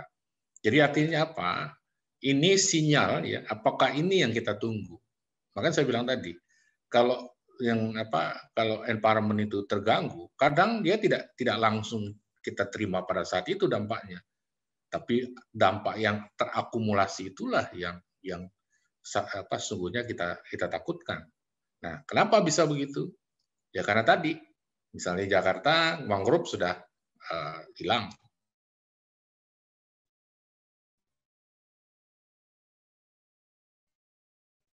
Sudah berkurang. Penggunaan air tanah yang sangat dalam, intrusi air garam sudah masuk, permukaan tanah turun, dan sebagainya. Ya, karena tadi ada over extraction yang dilakukan seperti itu. Dan ternyata ini tidak di sini saja, beberapa tempat bahkan sudah ada juga yang sudah mendahului, sudah tenggelam seperti itu. Nah, sehingga pertanyaan wartawan itu gimana, Prof? Ya, saya bilang ya mau tidak mau, suka atau tidak suka, semua harus bersatu padu terintegrasi untuk segera menyelamatkan ini. Jadi tidak hanya sekedar komit, ternyata hanya komit dan bukan komitmen, tapi semua. Karena ternyata tidak hanya Jakarta, pada beberapa daerah juga akan sudah mulai indikasi ini, mulai dari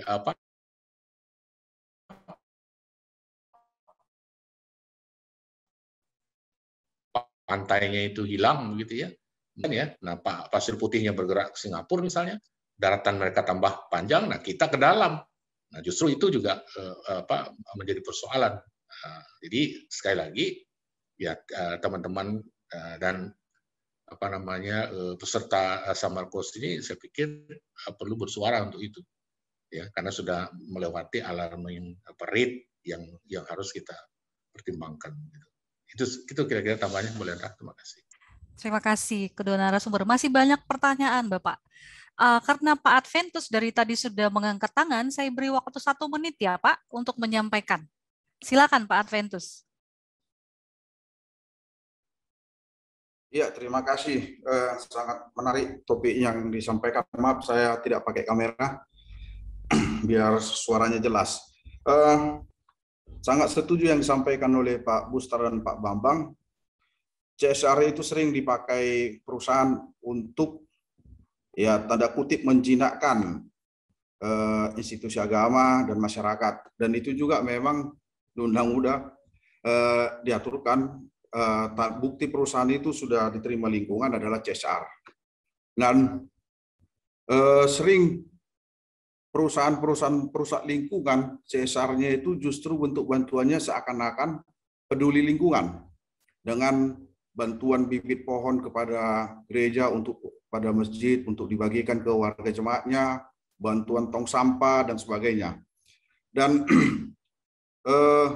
tak jarang juga seperti yang disampaikan tadi, ya gereja sering pertama kalau di wilayah konsesi pertama didirikan ada khusus untuk bangunan gereja dan masjid dan tempat ibadah yang lainnya. Dari pembahasan tadi memang saya lihat hal yang paling utama dilakukan gereja adalah mengadvokasi kebijakan politik tentang perusahaan lingkungan, dan itu selalu saya katakan dalam diskusi kelompok.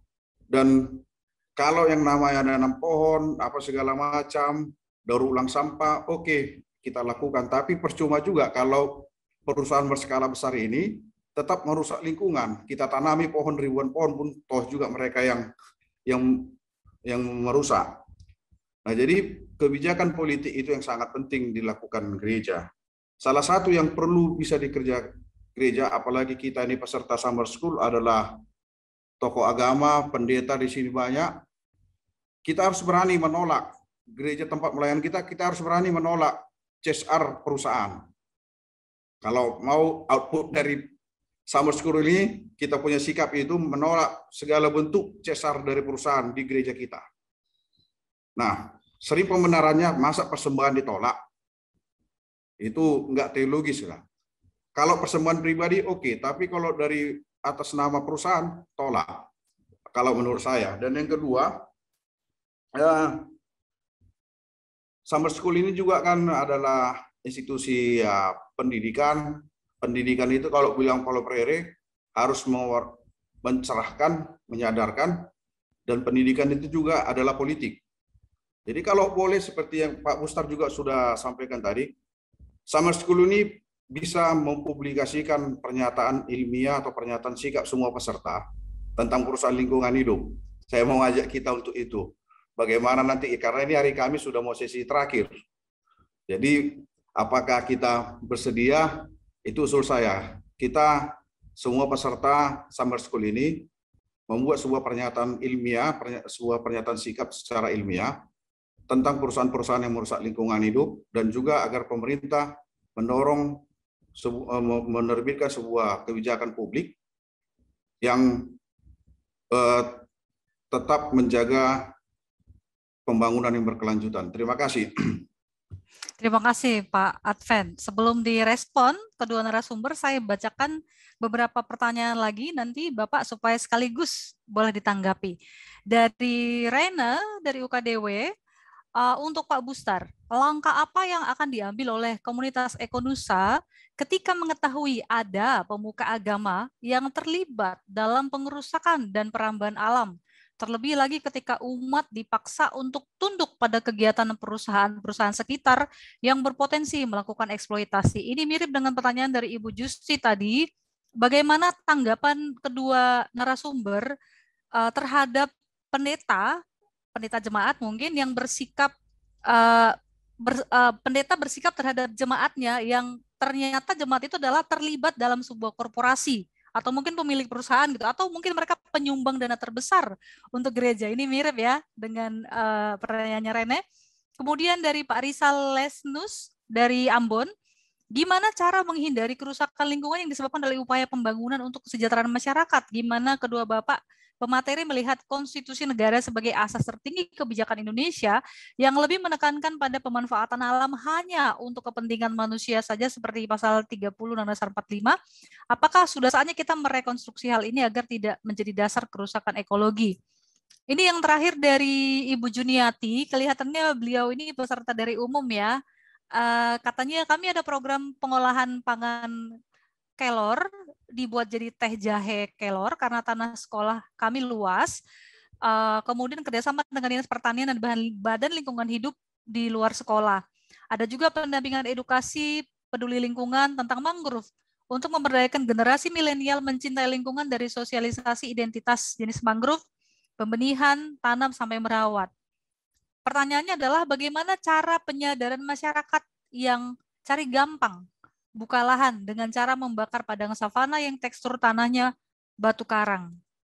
Mungkin itu bisa ditanggapi secara bersamaan kedua narasumber karena waktu kita tinggal 15 menit. Silakan, mungkin lebih dulu ke Prof. Bambang. Silakan, Prof. Baik, terima kasih. Saya close ini ya video karena sudah ada pertanyaan internet and sustainable.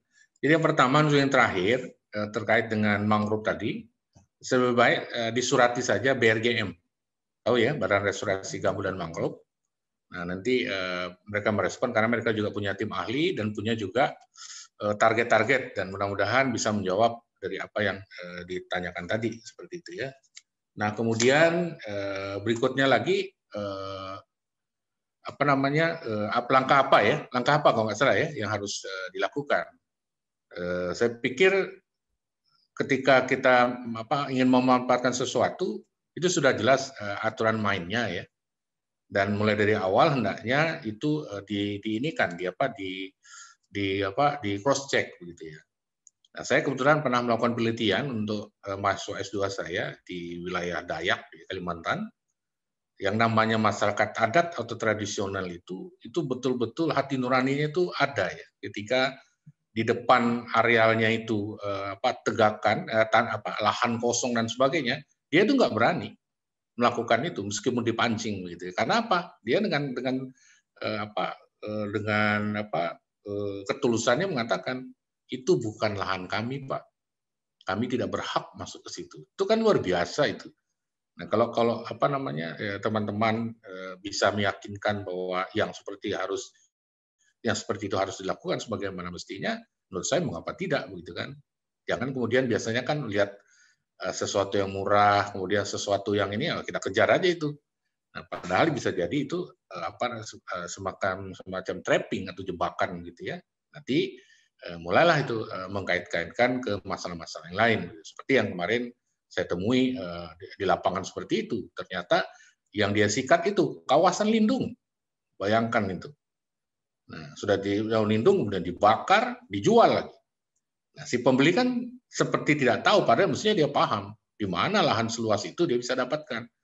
Jadi bukan berarti tidak bisa, silakan manfaatkan. Itu tadi ada aturan main yang sama-sama kita harus hormati, karena tadi tujuan kita adalah Bapak dan Ibu bisa memanfaatkan itu, tapi juga bisa mempertahankan lingkungan yang ada. Kira-kira itu yang dari saya, Bu Lenda. Terima kasih.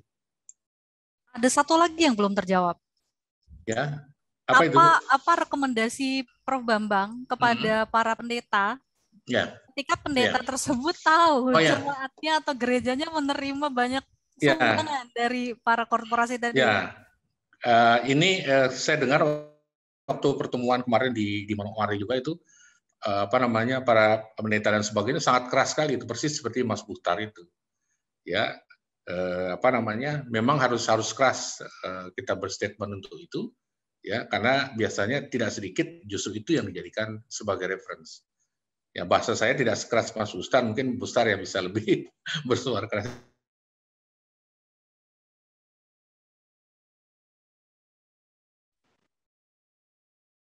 Baik. Ya. Boleh kita lanjutkan ke Pak Bukhtar, kelihatannya Pak Bambang sedang. Ya, silakan Pak. Terima kasih Bu Lenta dan juga teman-teman yang sudah memberikan pertanyaan. Ya, saya senang sekali ya bisa banyak berdiskusi di sini karena peran teman-teman ini pendeta atau calon pendeta, saya pikir ya sangat penting sekali gitu. Dan ini juga terkait misalnya pertanyaan kalau ada pemuka agama terlibat itu seperti apa ya? Kalau saya secara pribadi atau ekonomi ya mau bagaimana ya? Ya saya cuma bisa berdoa saja kan supaya diampuni oleh Tuhan kan gitu. Jadi paling itu yang bisa kita lakukan. Tapi juga banyak teman-teman saya yang pendeta pemuka agama itu yang tadi seperti Prof. Bambang sampaikan itu dengan tegas gitu, dengan tegas menolak segala bentuk kerusakan lingkungan gitu. Cuman memang kan banyak sekali tadi seperti tadi juga disampaikan ya dengan embel-embel ini berkat harus diterima dan lain sebagainya itu ya saya pikir kalau CSR ya tetap aja saya pikir diterima gitu, tapi tidak berarti kemudian ketika dia memberikan CSR-nya atau dukungannya kemudian kita juga mengamini kegiatan perusakan lingkungan yang dia lakukan gitu. Jadi ya cuman kadang-kadang kita di Indonesia ini kan begitu ya tidak enak hati, ini umat juga dan lain sebagainya, tapi kita juga saya pikir kita harus memikirkan keselamatan umat yang lebih banyak gitu. Jangan sampai karena umat yang satu atau dua ini hanya karena uang dia banyak, perusahaan dia besar, kemudian kita mencelakai keberlangsungan kehidupan umat yang lain yang lebih banyak gitu ya. Gitu. Jadi itu. Jadi saya pikir itu. Jadi ya mau bagaimana ya berdoa sajalah gitu karena kita berserah kepada Tuhan, tapi tanpa usaha juga saya pikir Tuhan tidak akan datang bantu kita gitu. Jadi itu. Kemudian juga yang terkait dengan kebijakan dan lain sebagainya. Ya kalau ini persoalan lingkungan dan manusia, ini kan beyond regulation ya. Ini lebih dari regulasi. Gitu. Jadi ada aturan pemerintah dan lain sebagainya, tapi persoalan lingkungan ini ada persoalan moral, persoalan manusia ini persoalan moral. Kadang-kadang kita bilang ini kan bukan daerah konservasi, bukan daerah yang dilindungi, jadi boleh ditebang gitu. Tetapi setelah kemudian kita lihat dan lain sebagainya, itu ternyata dia terkoneksi sama yang lain. Misalnya aja ya, saya kasih contoh, ini Pak Bambang ahlinya nih, Prof. Bambang. Misalnya gambut ya. Gambut itu kalau kurang dari 3 meter, antara 0 sampai 3 meter, mohon dikoreksi nih Prof ya, kalau salah, antara 0 sampai 3 meter itu boleh dimanfaatkan. Yang lebih dari 3 meter, yang lebih dalam dari 3 meter itu tidak boleh dimanfaatkan. Gitu ya. Nah, Itu aturan kita mengatakan seperti kayak gitu. Tetapi dalam konteks gambut, itu gambut tuh seperti spons, dia nyambung satu sama yang lain. Jadi kalau yang 3 meter dirusak, itu akan berdampak yang dalamnya lebih dari 3 meter juga, gitu. Nah, jadi hal-hal kayak gitu itu sesuatu yang yang kadang-kadang ini aturan seperti itu, tapi aturan ini rasanya nggak benar gitu. Jadi ada persoalan moral yang juga harus kita taruh di depan ketika kita bicara persoalan lingkungan dan masyarakat dan sosial itu. Nah, ini tadi ada beberapa pertanyaan terkait dengan Trans Papua ya. Saya pikir menjadi penting yang saya tadi sampaikan di awal di depan ya. Balik lagi misalnya doa Bapa kami, berilah kami makan secukupnya. Kalau misalnya jalan cukup 2 kilometer, ngapain kita harus bangun beratus-ratus kilometer gitu, gitu ya? Kalau misalnya saat ini kita cuma butuh jalan untuk sampai di kampung A, B dan C, itulah kita dorong ke sana gitu. Karena yang terjadi dengan jalan Trans Papua itu kita di kehutanan dan juga itu kita bilang begini, metodenya itu metode kayak kaki ayam.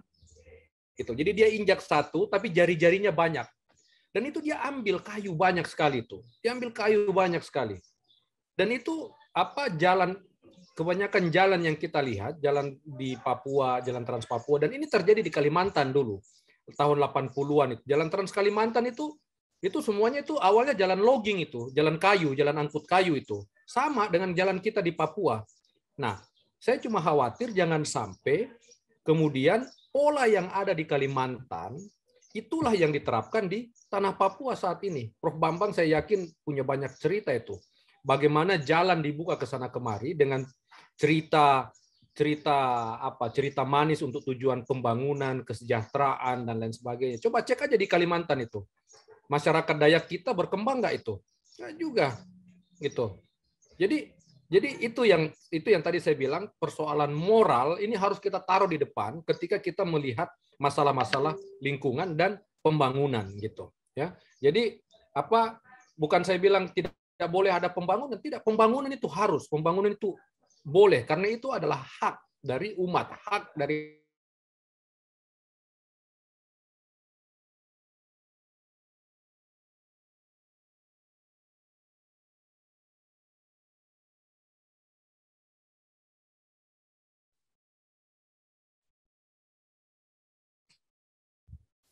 Kelihatannya Pak Buster.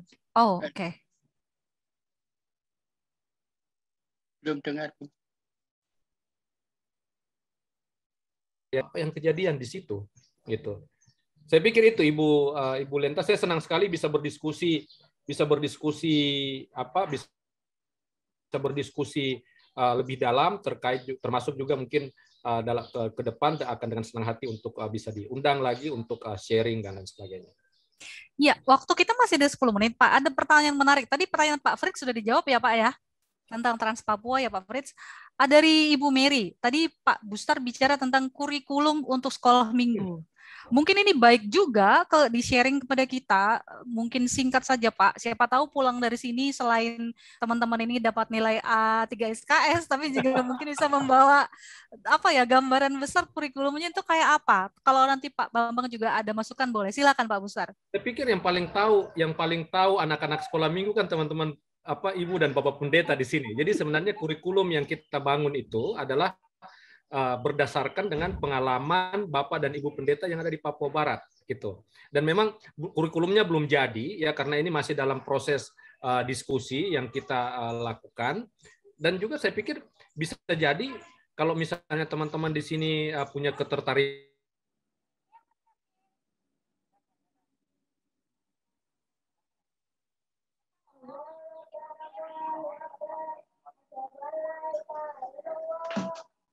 Halo Pak Buster. Halo. Pak, boleh mohon dimatikan saja kameranya. Oh ya. Supaya lebih aman Pak. Baik. Maaf. Baik. Silakan, Pak. Jadi saya pikir kurikulum itu kita masih susun ya, kurikulumnya kita masih susun, kemudian bersama-sama dengan beberapa Bapak Ibu Pendeta di Manokwari, dan ini masih dalam proses karena yang tahu bagaimana karakter sekolah minggu, bagaimana pengajaran sekolah minggu, saya pikir mungkin Bapak Ibu Pendeta yang lebih tahu, dan itu kita sesuaikan dengan itu. Kami dari LSM lingkungan paling menambahkan pointers penting terkait misalnya kenapa pohon harus dijaga, kenapa misalnya hal-hal yang sifatnya teknis, tapi bagaimana kurikulum dan pengajarannya dibangun itu berdasarkan dengan pengalaman-pengalaman sekolah minggu selama ini. Dan kalau misalnya banyak teman-teman di sini yang tertarik, gitu, saya pikir itu bisa menjadi bagian yang penting yang kita bangun bersama dari follow up dari summer school ini, sehingga misalnya dari follow up summer school ini kita punya hasil misalnya membangun kurikulum sekolah minggu yang ramah lingkungan misalnya. Jadi dan itu Ekonusa akan dengan senang hati untuk berkontribusi untuk bisa bersama-sama dengan teman-teman. Baik, terima kasih Pak Bustar. Prof. Bambang, apakah sudah kembali bergabung? Ya, sudah. Ya. Oh, sudah. Mungkin Prof. Bambang mau menambahkan? Ya, sedikit masukan saja. Memang anak-anak itu ya, terutama yang masih SD dan sebagainya itu kan dalam rangka untuk pembentukan watak begitu ya. Nah, memang pada saat pengenalan awal itu yang bersangkutan anak itu mungkin lebih baik diberitahu secara baik-baik ya. Misalnya kenapa pohon itu disebut pohon itu gitu ya. Dan kenapa dia harus dibiarkan tumbuh misalnya. Dia harus melakukan proses fotosintesis kah? Kemudian untuk menjaga environment dan sebagainya begitu. Dan kemudian kalau misalnya diganggu, dirusak, nah, bisa dicontohkan sampel saja, ya. Misalnya di simulasi dan sebagainya, itu anak-anak tuh seneng yang seperti itu, karena kan keingintahuannya itu kan pasti ingin tinggi, pasti besar sekali, gitu. Nah, pelan-pelan dia akan memahami itu seperti itu, ya, sehingga tidak ada lah keinginan untuk berbuat ini itu dan sebagainya. Memang menjadi masalah itu selama yang bersangkutan itu memang dibimbing oleh orang tua atau komunitasnya itu jalan yang benar, yang baik, itu tidak masalah. Gitu. Jadi kami ya, melakukan pelatihan itu di satu wilayah, kemudian kemarin dapat dana dari UNESCO itu, bukan lagi orang tuanya. Jadi kita dekati itu adalah justru anak-anak yang di SD, sekolah dasar. Nah, jadi dengan cara seperti itu, nanti kan dia bisa bilang sama bapaknya. Kalau yang bapaknya bilang kan, iya katanya masuk kanan, keluar kiri. Kan seperti itu ya. Tapi kalau anaknya kan pelan-pelan akan bilang sama bapaknya, Bapak, kami tadi dapat pelajaran seperti ini loh. Jangan lagi ya Bapak melakukan ini itu. Dan kan dia bisa cerita juga sama ibunya. Dan kalau itu terus berulang, saya yakin itu pasti akan melekat di sanubarinya. Kalau bapak ibunya kita itu bisa berhadapan dengan parang itu dan sebagainya. Kau anak kecil tahu apa kan seperti itu. Tapi kalau anaknya yang benar-benar kita didik gitu ya pelan-pelan, saya yakin seperti itu. Jadi pertama memang dikenali dulu ya, sudah mulai agak memahami dan pasti pertanyaan itu akan muncul seperti itu dan kemudian baru nanti diberikan contoh juga disimulasikan. Nah gini nak kalau memang tidak bisa atau katakanlah kamu tidak bisa menjaga ini kira-kira seperti ini, maka itu tolong dijaga dengan baik. Kira-kira itu saja Bu Lenta, terima kasih. Baik, saya kira kita menggunakan waktu dengan sangat efektif di sesi yang kedua ini. Terima kasih banyak Pak Bustar, Profesor Bambang. Rekan-rekan semua, rasanya pertanyaan-pertanyaan sudah ditanggapi dengan baik juga. Ada beberapa pertanyaan lain yang mungkin sebenarnya sih kurang tepat juga ditanyakan kepada kedua narasumber berbicara tentang bagaimana cara pemerintah. Mungkin mending ditanyakan ke pemerintah juga ya Pak Bambang ya, dan Pak Bustar. Tapi ada banyak catatan yang bisa kita bawa dari sesi ini rekan-rekan semua. Jadi seperti Pak Adven tadi mengusulkan ya, apakah perlu seluruh peserta summer school ini membuat sebuah seperti suara bersama follow up daripada summer school ini. Rasanya sih kita semua tidak akan menolak ya. Ini justru yang harapan kita. Jadi selain kita kuliah dapat pengetahuan 3 SKS, tapi juga kita punya banyak follow up yang akan kita lakukan bersama ketika kita kembali ke konteks kita masing-masing, ke gereja kita masing-masing, ke komunitas kita masing-masing. Terima kasih banyak Pak Bustar Meitar, terima kasih banyak Pak Bambang Hero. Semoga tetap bisa menginspirasi bagi rekan-rekan yang ada di Indonesia Timur, Maluku, dan Papua. Mungkin boleh juga membuka kerjasama dengan Ekonusa ya Pak Bustar ya. Senang hati. Ya untuk kurikulum gereja misalnya atau program-program yang lain yang berhubungan dengan ekologi ini pastilah Ekonusa dan Pak Bustar. Jakarta boleh juga kan ya? Ya di Jakarta boleh juga Pak Bustar. Saya lihat kantornya di Jakarta ya. Saya pikir kalau misalnya teman-teman dari Summer School ini mungkin diorganisir oleh Bu Lenta, kita bikin kurikulum nasional untuk guru-guru sekolah minggu, saya yakin Prof Bambang dengan senang hati tuh untuk jadi salah narasumber gitu. Kita punya proyek lanjutan, boleh juga. Nanti kita akan pikirkan. Masukan-masukan ini akan kami catat Pak Bambang dan Pak Bustar, juga Pak Adven tadi yang sudah menyuarakan juga ya, mewakili teman-teman semua. Yang positif, yang baik, pasti kita akan dukung, sangat kita dukung Bapak. Jadi untuk rekan semua juga, kalau nanti mungkin di besok hari ya USI Justi ya, sebagai Project of Kalenta di mute. Kepencet. Tidak sengaja. Besok di hari terakhir, mungkin sebelum kita menutup, kita akan merumuskan beberapa hal yang akan kita bawa pulang sebagai proyek lanjutan dari kita semua. Karena kita semua mencintai bumi ini dan kita juga mau anak cucu kita juga tetap bisa menikmati bumi dan keindahannya. Kita akan berfoto dulu sebelum kita berpisah dan makan siang. Bolehkah Mas Ari menghitung kembali, karena Pak Bustar dan Pak Bambang tentu besok dan seterusnya tidak akan bersama kita lagi. Jadi kita abadikan momen ini. Bapak Ibu mohon meng-on-kan kamera kita semua dan meng-on-kan jangan dulu. Chatnya ditahan dulu supaya foto yang paling bawah tidak ketutupan. Mas Ari dihitung ya. Boleh Kak, sebentar. Ada chatnya soal tadi. Sebentar. Udah ya. Ditahan dulu Bapak Ibu. Ya, Bustar paling bawah soalnya. 1, 2, 3. Oke. Slide yang kedua.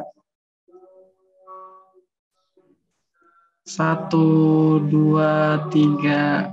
Slide yang ketiga. 1, 2, 3. Slide terakhir. Oke, Kak.